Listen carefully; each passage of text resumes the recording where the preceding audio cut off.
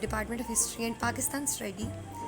Basically मेरा video बनाने का मकसद है, I am just giving you feedback about the Storia YouTube channel.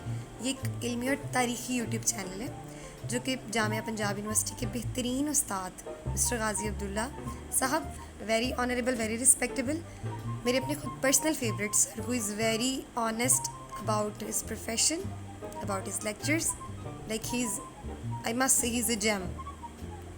तो ये उनकी काविशों का और उनकी दिलचस्पी का एक नतीजा, एक निचोड़ है, मैं कहूँगी, ये स्टोरिया चैनल। इसके ऊपर अगर आप इसको सब्सक्राइब करेंगे तो you can get the plenty of information.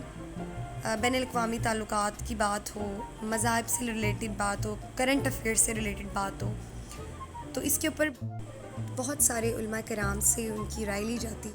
आलम इस्लाम में कोई झगड़ा चल रहा हो किसी बात से, तो उनसे बहुत सारे माहिरीन से उनकी राय ली जाती है और उसको अपने नाज़रीन के सामने पेश किया जाता है। तो आप इस चैनल को जितना ज़्यादा हो सके सब्सक्राइब करें, अपने दोस्त अहबाब को भी इस तरफ मुतवज्जा करें, and do subscribe and get lots of information. Thank you so much.